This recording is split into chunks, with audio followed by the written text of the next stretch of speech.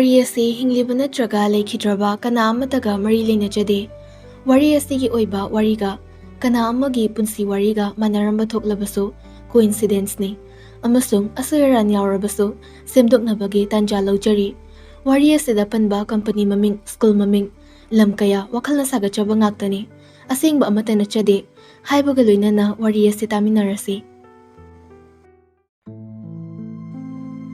Sana ningba matamda sanaba yaba putsakum, mamal leitaba putsakum ulaklabada, miyoybana putsaksiga pangkhak oy. Miyoyba haibagi magundo kadaida leibage, yoningba matamda yonba yabra miyoybagi thamoy. Putsak nate thamoy made, mantiknaba yabra yade, adubu yahalle hujukti masamakna, leiri nungsiba phawba selna. Karigi asuk mihau chawbra miyoyba, nangi nataba putsake, karigi adu kalakpa pamba phawbra phate khangna karigi migi mapotpo pamlibano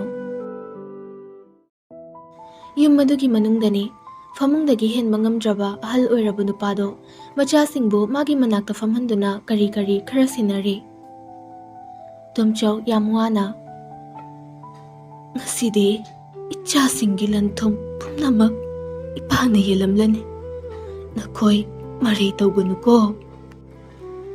Famung adugi mangda ahal adugi mangda famliba nupado ani khaktani.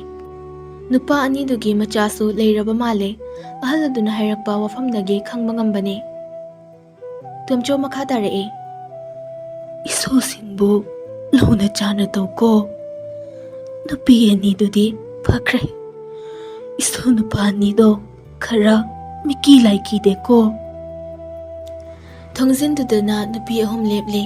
Aduga famlibana nupa ani khaktani amana kadaidabu leiriba ahal aduna aroiba mikup talamda yenthoklamle lamsing ado thongjinda lepliba nupi ahum dudai ani amadi harau minok tamkhe aduba mayamdai ahan khasik osinba miroliba sumale mahakte miluani da pirang thangkhe kari maramgi bu oiribano macha singge lam yenthoklam ahal aduso ngehaki matung thawai thakre. Numit nini mung hokraba matung. Moy babong, moy gisidi machada miyo na kanbani. Ay koy na moy gi asugwa na raglibasida. Mana lam machat na mapawba bida ba? Napido kaple. Ay koy na moy gi makada minhayo na tabak suraglise. Ay koy gi ipuy ben haktagtagini ko. Nangga magi machasing gaso haraw marup ang magumna humin kami narakibani ko. Nupado na tamna tiyamjili. Thoklo nupi nang napamba punama aina nafamda sinagani yamong na ifamda sinadringay ay hana sikrabadi kamay tawba aina wasaklisini nanggi mong famda aina makhoygi lampang na maglawbagi chedo madukat kani penjaki nupido asuki matik masagi mabukta tapna nalaga hay nangsu namagining batong alaw ko ikaiba pumba thadok mani khomba yamna sauna Chandra hoida laklari aduga sumangda chap leplaga kauree. Ay, Chandra, Kendra, thoklo. Yumdo anini sariba achoba ngakta thabaksu loina tawbana seldi namthikay paire. Chandra na kaidawra habano. Kendra chap manana kaidawrage. Mani khomba pendana nakhoi na pana chana tawrise kaino lamdo ikhoy gisu machet amadi piba yabani. Aikoi noigi imari matamak natrabasu chahi kayadagi noigi makhada leirapani hojiksu leiri uphun marik ama toirabasu piba yabani. Chandra na karimnana hey minai nasu lambambra chalwada thazilakani noigi lamlo se noigi aikhoiga kari mari mata thoknage noi mafam sida leiba yaroi. Mani mamit lauthoraklaga ai kadai deliyo haibano ai gisu noigi gumba ichani aduga hojiksu nupido mirolibani adubu noigida ayam uhana laoi adubu aigi laman watli haiba nakhoi kawganu aduga tazau Kendra nakhoigi nambolgi lam Chandra dani hena pikhi haiba nang khango airam laga chetkhiba numitai thengna khidre amuk hanna karibu oirakpa lakadaba chahida lakadaba punsida haukhinu matam aigi laman watli oithokloidaba magi wakhalna lamjungna oithoklaroidaba imari natraba mangonda matau karam magi saruk khaigane madi saidangbane ꯑꯗꯨꯕꯨ ꯋꯥꯈꯜꯗ ꯄꯨꯛꯅꯤꯡꯗ ꯌꯦꯛꯇꯨꯅ ꯍꯧꯈ꯭ꯔꯦ ꯃꯇꯝ ꯀꯅꯥꯒꯤ ꯑꯋꯥꯕ ꯇꯥꯕꯤꯗ ꯍꯧꯈ꯭ꯔꯦ ꯆꯍꯤ 15 ꯌꯥꯝꯅ ꯂꯥꯏꯔꯕ ꯏꯃꯨꯡꯗꯤ ꯅꯠꯇꯦ ꯂꯩꯔꯤꯕ ꯌꯨꯝꯗꯣ ꯄꯤꯛꯇꯛꯅ ꯅꯥꯟꯅ ꯁꯥꯏ ꯑꯗꯨꯕꯨ ꯌꯨꯝꯗꯤ ꯂꯩꯕꯥꯛꯅ ꯁꯥꯕ ꯌꯨꯝꯅꯤ ꯍꯤꯡꯒꯣꯜ ꯆꯥꯎꯏ ꯍꯩꯔꯥꯡ ꯃꯈꯜ ꯁꯨꯅ ꯍꯧꯏ ꯅꯨꯄꯤ ꯑꯣꯏꯕꯤ ꯃꯍꯥꯛꯅ ꯂꯥꯏꯔꯦꯝꯕꯤꯒꯤ ꯁꯛꯂꯣꯟ ꯂꯧ ꯏꯃꯨꯡꯗꯨꯕꯨ ꯅꯥꯟꯍꯜꯂꯒꯤ ꯃꯇꯥꯒꯨꯝ ꯀꯟꯅ ꯂꯣꯏꯁꯤꯜꯂꯤ ꯑꯍꯜ ꯅꯨꯄꯥ ꯑꯗꯨꯅ ꯃꯇꯤꯛ ꯃꯊꯧꯅꯥ ꯄꯨꯝꯕ ꯈꯣꯝꯖꯤꯜꯂꯒ ꯍꯤꯡꯈꯣꯜꯗꯣ ꯇꯧꯔꯤ ꯑꯉꯟꯕ ꯌꯨꯛꯇꯨꯗ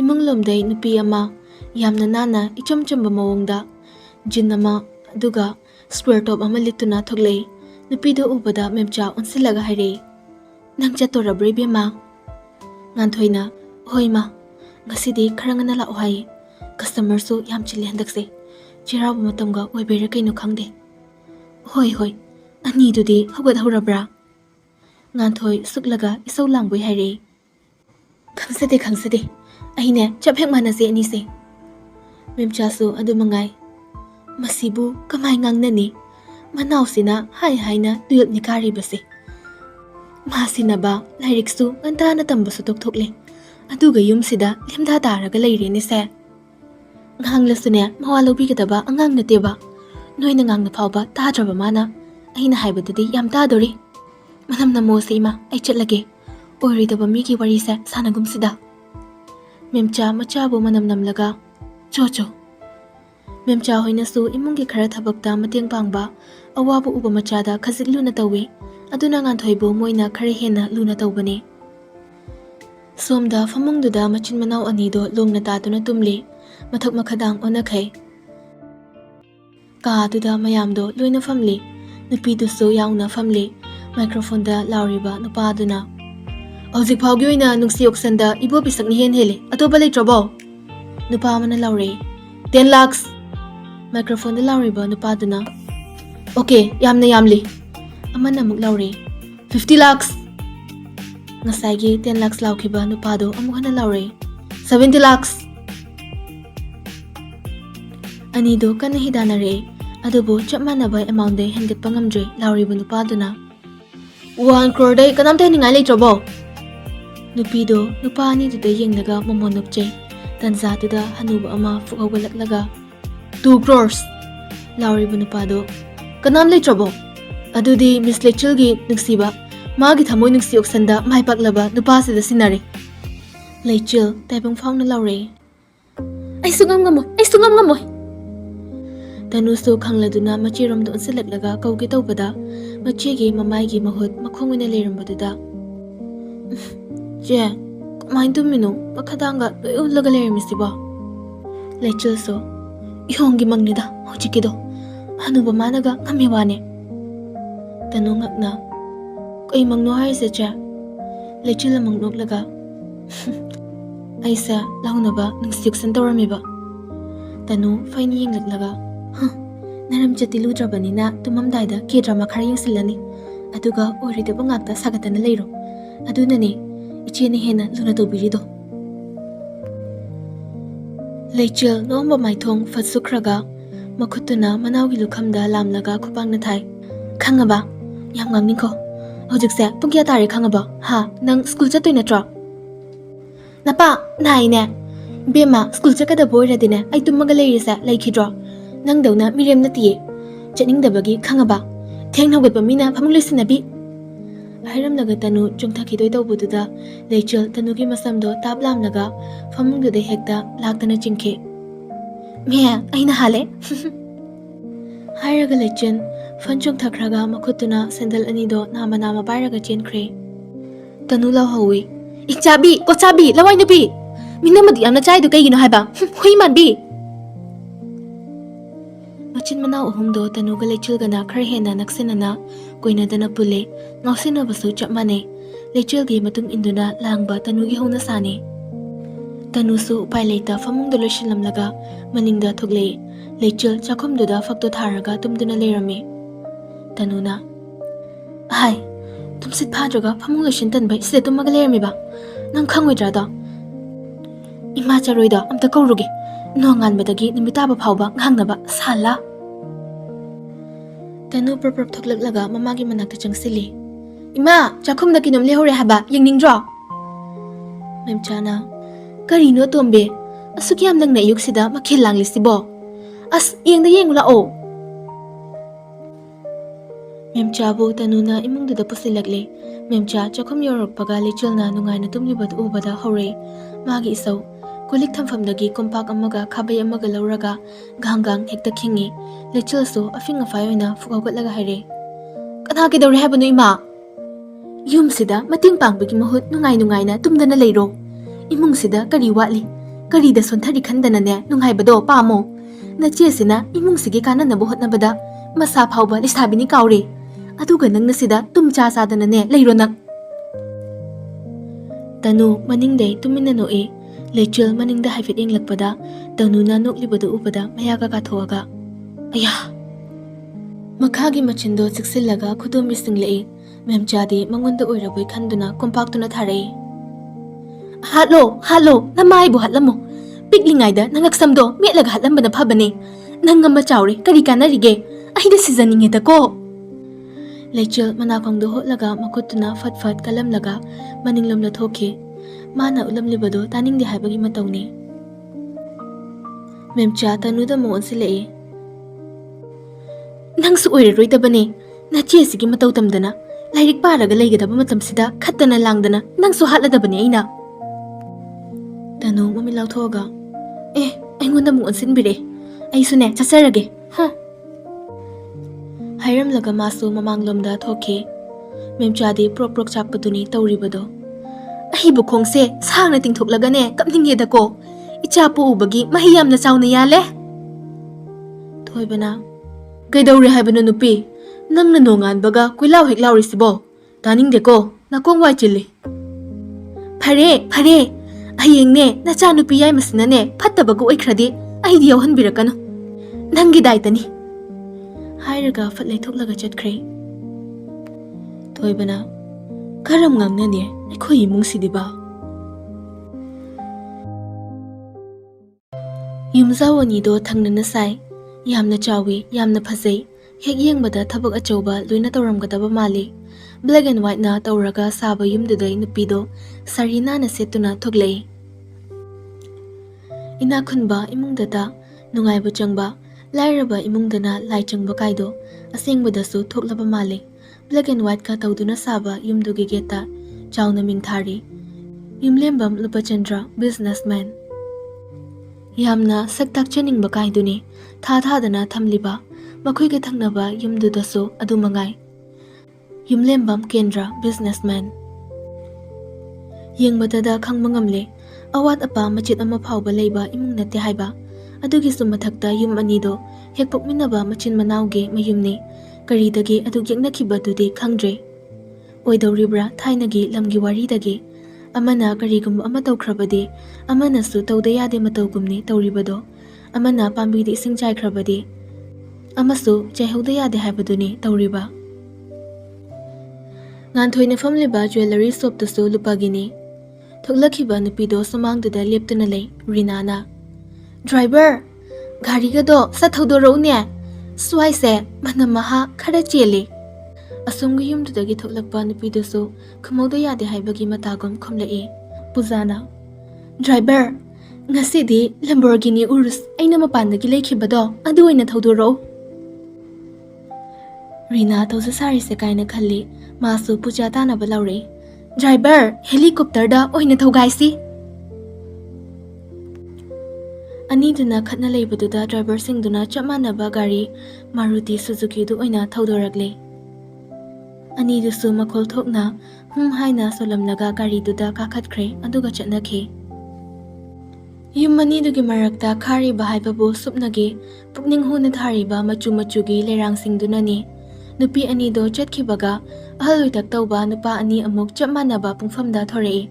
Makoy ani dudi masa no oina gari singdo thaudoragle. Lupa security tuto onsilaga. Hai, geto sasat hangune. Swayda yingdaba miyam leiko. Kendra salawrei. Migi romda onsino sinchikpa huiga ayam kuina lainingde. Geto sasat hangdoro. Geto hek hangdokhibaga ani do hekta paike thaudok nakhe Lupohoygi imungdagi phone wari sana nupi amasu thoklei. Asomgi yumdesu nupi ama thore. Milina, Nauton, aigi makeup to, aigi dressing table mamangda lehobani, puthoramo. Adugane, nauna horin hogalaklaga chanaba breakfast to, fazana semo. Andakse, yam thuna anoba sinima do, puthoknaba ayam chili. Prinsila maso mangoldu delip laga tanaba laure. To now, aigi spek amuba amta puthoro. Adugane, horin nauna hogalaklaga chanaba breakfast to, fruits ngakta semo ko. Junk food ka pizza bayaba nate. Khang mangamle imung sige miga asomgi imung dugi miga loina yekni haiba. Prinsilana, chetle to now. Hawa nung sit phate ko. Miliso, Nauton, chetle pollution yam na tho asoi se. Ahigi pure skin se hyperpigmentation ga loina ka batari. Sitting da sak loina thi batari. Ani du suchat kre ngahak launaram laga. Tonauna penjadra taurise sigi yumsida thabak suni na laise noise pollution ngaktani hek nongan bade launa basina nungdang phawbani tamo hegi type ta kongna dana leiba yadra khangde tonaw maning dagi kaurakpani khonjaldo tonaw maning onthore pajare he Mr. University sida leire nganba nokmi yamna nanba dark blue da blazer ama aduga chanaba formal pen ama kudangda langtrik langba golden color gi Rolex watch ama Alden su black color da yengbada Manipur machaba mande UK dagi lakpa miga mali tonauna tamo gi breakfast fruits ngakto ina semjari ichena jangphuto pizaganu hairamba nganba hafen hinglaga satputhoro lamene tonaw chanaba singdo puthoragli somdaso nauton bakery ge achapot ngaktana nana semlaga thammi nupadaso mathaktage tamna kumthare nautona dana naire he white da three-piece suit amalitli aduga chanaba white formal penama kudangdana langtrik langba silver color da omega watch ama khongupna gem western ge suni masu hek yengbada Manipur macha mande tonauna semam bachana bodu chari nupa ani sidi samhata gi hauna dressing style bo hekhetnei makhoi gi family dei pura tongali mana tawkhradi aidi atopa matawni haiba misakni adubo makhoi ni da yamna manaba ama hayo hairagadi mini hinjin ba yadaba makhoi na pamba poto fangdana tokte loyana naudon ke hage da aise yam thibra ka aidi thibano da adu phajaba nangna thiradi ikhoine loya khazi khaknuk laga phare selo ai chaluki ge ko nauton adu makhumawe hoidada somda so ngan bathore ani do chamana na hek sumang duda yongminai adubo makhoi ani di hanna fawba yingnada masa gi gari do thoduna chatki tanuna chetan imana theubane nangna sida ke daw leirino thabakti suning jabanina pukri mapando da famaga thabak lithokte tawira leichilna langano nga ai pisa ka maitan sigena wakal khalini tumin layuko tanu mache yai ki manakta famlaklaga maso mongha dhaire asengba cheton nangna pisa ga thoadi aikhoi masai khara isau langwa phadoi mali leichil makutuna machinda thamlaga langano haina ingitore tanu so tumina lei leichil khanglaw laure leire yes kamai tan doino khwai dagi sulaiba wasu waroidaba aiso sakthi banatena napa khuding kusilagane selgaido ATM de chingbagumna chinge khangnidana sala cheton bera kari drodude hayeng nang bulongnina makhoi mi amjung siladi nang machet khaijrodi yaroye chatho swaida thaningde adugi sulai moina laude yade hairagana nungshi auction tawraga lawhanni aduga angamba mida leini cheton adudi nang auction lawbada ai sunap chahoge buy one get one free ki type da angangna khamdu ta thasilakani lekai pakhangdagi han hek tawradabani ai tanu mamit ka to lawthoga yamna excited oibagi mawongda adudi da thawbadagi hausi Aduga mathangda da hiyai. Adagi da Thanil. Da Thanil dudi nangonda pambiroi. Madi akhoi chihanse pama malingo. Hauradabani. Chihannabu nupa koi haibra. Madusu aine tek tawgani. Hanuba phawba lemna tharida sala. Ada paisa phangla kanda agi dress me ama layuko cheton. Layduini cheton layri kidorage. Memchana. Thiru sona thakiba mi suhalakte chaka saru nuko noi. Yamna penani lauri bado. Tanuna. As horani changhorasi lao cheton. Lechel hapenduga. Lawi. Radio signal mankradi saubada yam taningdabane. Anido tapna changlei. Memsaga thoibaga chak chatuna leirami. Lechelna. Kaino asuknana chak charasa haibra. Thoibana. Kona sagi suchawo. Pabunggi imagane thabak ama chatlukadaba. Lechel tamnin sangduda yenglaga. Oh, adu babang, lupa kun piramo. Kangsoi khakta chaba tale. Changai ga mimisung suraga chageba. Memchana. Paisa se udawada pandabani ko. Tahani di khangde. Adu piyuga, ada piyuga. Nangonda haibra, huh? Thoibana. Yareba. Se. Imung se sanglamuko. Kuchat amuk chatlaga leiganuko. Lechel yamna gyan taba sare. Nungsa sida kadai da muk chatorige.